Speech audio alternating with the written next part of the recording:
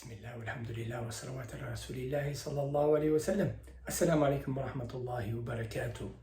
This week's Salat al-Jum'ah is on the benefit and the blessings of the Nawafil, the non-obligatory prayers during our day.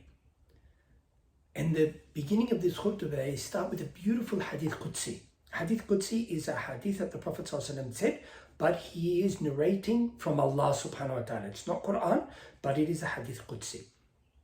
So the Prophet ﷺ says that Allah subhanahu wa ta'ala said that there is nothing more loved to me for my servant except the duties that I have made compulsory upon him. Now comes the important part. And that servant continually comes closer to me with the non-obligatory prayers, the Nawafil, the optional prayers, until I love him. And if I love him, when I love him, I become his eyes with which he sees, his ears with which he listens, his hands with which he holds, his legs with which he walks. And if he asks, I give him. And if he asks for forgiveness, I forgive him. And he asks protection from something, I'll protect him. This is the reward for those that are steadfast in performing, not the obligatory, the non-obligatory prayers. And these, as the Prophet ﷺ said, whoever prays 12 rakahs in a day of the non-obligatory prayers, then Allah will build for him a house in Jannah.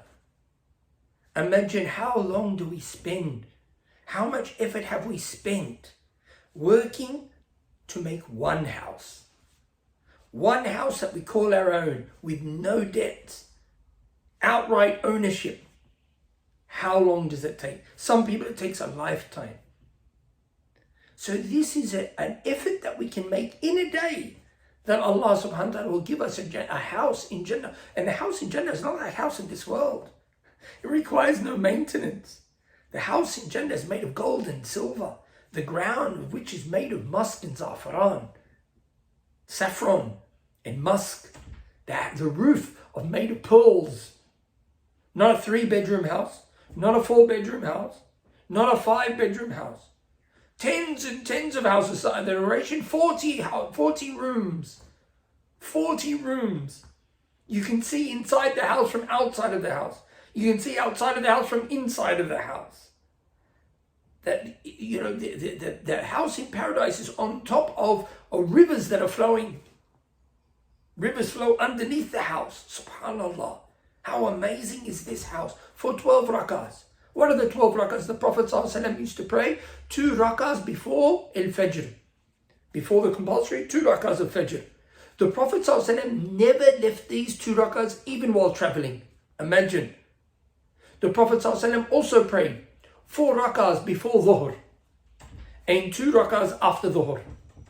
The Prophet ﷺ said in the meaning of the hadith, the 4 rakahs before Dhuhr are like tahajjud.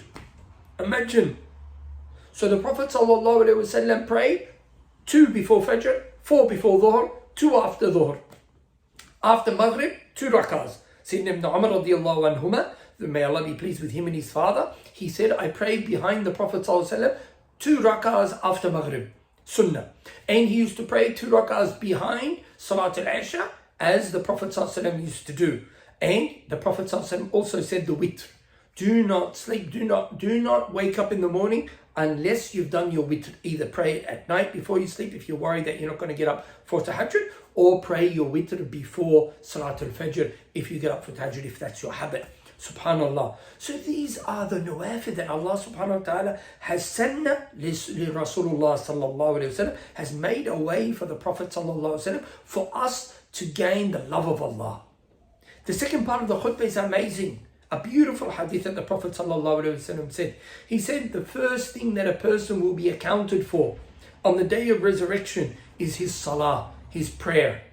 And if his prayer, the compulsory prayer, and if his compulsory prayer is found wanting, in other words, it's not up to standard, then Allah subhanahu wa ta'ala will order the angels to look in his account for his non-obligatory prayers. This is where the sunnah will be made up from the compulsory will be made up from the non-obligatory prayers. So your Nafl.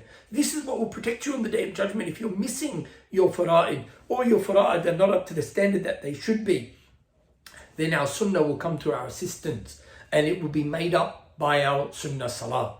This is so important that our reckoning on the Day of Judgment, Allah subhanahu wa ta'ala protect us from all this reckoning, and may Allah subhanahu wa ta'ala give us Jannah without any hisab and adhab, that this is such a beautiful habit to have, that we ensure that our compulsory prayers are protected by doing our sunnahs. And our sunnahs, subhanAllah, when we're in the habit of praying sunnah, and when we travel and we don't do our sunnah, Allah will account for us as if we did the sunnah while we're traveling. Or if a person is sick and they cannot do sunnah, they only do the compulsory, Allah will give them the reward for their nawafil as well. Also for women that are non-praying, subhanAllah, if they're in the habit of praying their sunnah during their time of prayer, when they are not praying, Allah will give them reward of sunnah during their time of not praying. SubhanAllah, this is the reward that Allah has promised us, and a great reward it is. May Allah bless us and increase us, inshallah, in getting close to Allah subhanahu wa ta'ala. May Allah accept from us all, and may Allah give us the tawfiq to get closer to Him through our salah, and make our salah worthy of His greatness and His eminence. وقولوا قولي هذا واستغفر الله لي ولكم ولسائر المسلمين فاستغفروا إنه هو الغفور الرحيم. والسلام عليكم ورحمة الله وبركاته.